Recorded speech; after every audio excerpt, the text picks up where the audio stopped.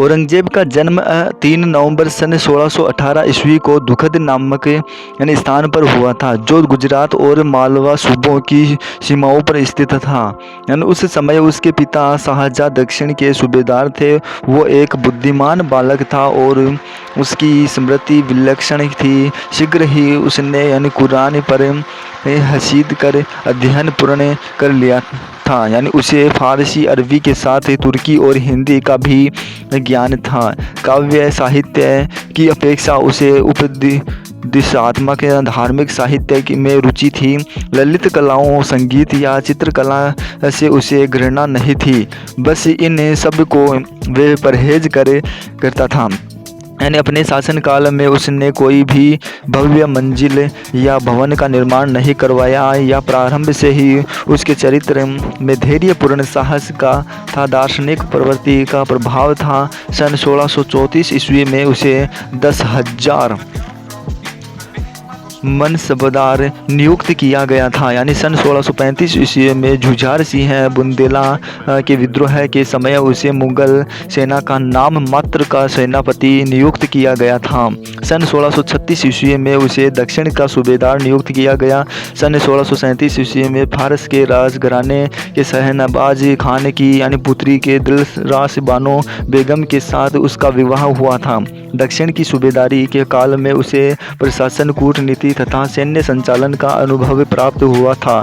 सन 1644 ईस्वी में उसे दक्षिण की सूबेदारी की पद से हटा कर उसे गुजरात भेज दिया गया था। सन 1647 ईस्वी में उसे बल्ख और बदख्शां का सूबेदार और प्रधान सेनापति नियुक्त किया गया था। यद्यपि यह अभियान असफल सिद्ध हुआ, फिर भी इससे औरंगजेब ने अपने धैर्य और विश्वास के कारण प्रसिद्धि पाई। सन 1643 इसमें पावन तत्व मुल्तान सिंध का सूबेदार था। इसी काल में उसने 2 बार कंधार को जीतने के लिए घेरा डाला, लेकिन उसे असफलता नहीं मिली। औरंगजेब ने बल्ख और कंधार के युद्धों में कठोर सैनिकों गुणों का प्रदर्शन किया था, लेकिन उसके व्यक्तित्व का पूर्ण विकास दक्षिण की द्वितीय सूबेदारी के काल में हुआ था। सन 1652 ईस्वी में उसे दक्षिण का सूबेदार दूसरी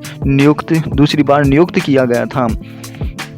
दक्षिणी सूबों से राजस्व की पूरी वसूली नहीं हो रही थी। आय से खर्चा अधिक था। औरंगजेब ने इस आर्थिक संकट को हल करने में दूरदर्शिता तथा प्रशासनिक क्षमता पर प्रमाणित की। इन सुधारों से क्षमता प्रमाणित की सूबों में आर्थिक समृद्धि आई। दक्षिण में ही औरंगजेब ने साम्राज्यवादी नीति को आक्रमण बताते हुए गोलकुंडा, बीजापुर को मुगलों का प्रत्यक्ष शासन के अंतर्गत लाने का प्रयास किया था, लेकिन शाहजहाँ प्रत्यक्ष शासन के पक्ष में नहीं था। कहा गया कि ये सब दारों की विरोध के कारण था, जो औरंगजेब की प्रगति नहीं चाहता था। दक्षिण में ही औरंगजेब ने शक्तिशाली और अनुशासित सेना संगठित की, जिसका उपयोग उसने उत्तराधिकारी युद्ध में किया था। उत्तराधिकारी के युद्ध में औरंगजेब ने अत्यंत सावधानी से योजना बनाई। सफलता प्राप्त करने के लिए उसने कूटनीति जाल बिछाया और मुराद को अपने साथ रखा।